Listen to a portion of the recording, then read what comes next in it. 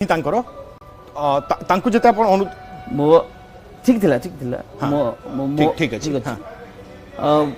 ମାନ୍ୟବର ମୁଖ୍ୟମନ୍ତ୍ରୀ ଶ୍ରୀଯୁକ୍ତ ମୋହନ ଚରଣ ମାଝୀ ଦେଖନ୍ତୁ 6/1/1972 ମସିହା ତାଙ୍କର ଯାହା ଜନ୍ମ ଇନଫର୍ମେସନ୍ ପାଖରେ ଅଛି କେନ୍ଦୁଝରରେ ତାଙ୍କର ଜନ୍ମ ଅଛନ୍ତି ଏବଂ ତାଙ୍କର କୁଣ୍ଡଳୀ ଆମେ ଯଦି ଦେଖିବା ଜନ୍ମ କୁଣ୍ଡଳୀ ତାଙ୍କର ସିଂହ ରାଶି ବା ପୂର୍ବା ଫାଲଗୁନି ନକ୍ଷତ୍ର ସିଂହ ରାଶି ଅଛି। ସିଂହ ରାଶି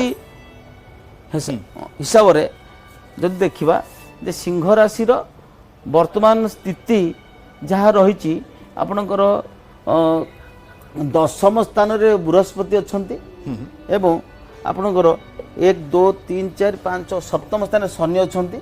ତେଣୁ ଓଡ଼ିଶା ପାଇଁ ଆମର ମାର୍ଚ୍ଚ ମାସ ପର୍ଯ୍ୟନ୍ତ ତାଙ୍କ କୁଣ୍ଡଳୀ କମ୍ପାଟେବିଲିଟି ଅଛି ଏବଂ ଆମ ପାଇଁ ଠିକ୍ ଅଛି ଏବଂ ତାଙ୍କ ପାଇଁ ମଧ୍ୟ ମୁଖ୍ୟମନ୍ତ୍ରୀ ମଧ୍ୟ ଠିକ୍ ରହିଛି। କିନ୍ତୁ ଯେତେବେଳେ ଆପଣଙ୍କର ବୃହସ୍ପତି ପରିବର୍ତ୍ତନ ହେବେ ଯେତେବେଳେ ତାଙ୍କର ଆସିବ ଏ ମିଥୁନ ରାଶିକୁ ଆସିବ ଜୁନ୍ ମାସରୁ ସେହି ସମୟରେ ତାଙ୍କ ପାଇଁ ଆହୁରି ବେଶୀ ଭଲ ହେବ।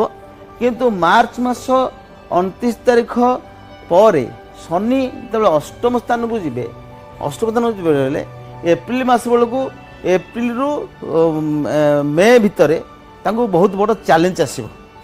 ଯେଉଁ ଚ୍ୟାଲେଞ୍ଜରେ ଯେହେତୁ ଶନିଙ୍କର ଚଳନ ମୀନ ରାଶିକୁ ଆସିବ ସିଂହ ରାଶି ଆଦୌ ଭଲ ହେବନି ସେ ସମୟରେ ସେ ଚ୍ୟାଲେଞ୍ଜକୁ ସେ ଫେସ୍ କରିବେ। ଯେଉଁ ଫେସ୍ କରିବେ ଦଳ ଠିକ୍ ରହିବ ସ୍ଥିର ରହିବ ସରକାର ଠିକ୍ ରହିବ ତାଙ୍କ ଆସନ ବି ସମସ୍ୟା ହେଇପାରେ ଯେହେତୁ ଶନିଙ୍କର ପୋଜିସନଟା ଖରାପ ଆସିଯିବ ତାଙ୍କ ଜନ୍ମକୁଣ୍ଡଳୀ ତ ନାହିଁ ଆଷ୍ଟ୍ରୋଲୋଜି ଯେ ଇନଫର୍ମେଟିଭ୍ ସାଇନ୍ସ ତେଣୁ ଯେତିକି ସୂଚନା ଅଛି ସେତିକି କୁହାଯିବ। କିନ୍ତୁ ସମ୍ପୂର୍ଣ୍ଣ ଭାବରେ ଆପଣ ଅପଡେଟ୍ ବା ପିନ୍ ପଏଣ୍ଟ ଜନ୍ମ କୁଣ୍ଡଳୀ ଥିଲେ କୁହାଯାଇପାରିବ। କିନ୍ତୁ ସିଂହ ରାଶି ଅନୁସାରେ ଯାହା ମତ ପାର୍ଥକ୍ୟ ରହିବ ସେଥିପାଇଁ ଆମର କୁଣ୍ଡଳୀର ଆବଶ୍ୟକତା ରହିଥାଏ।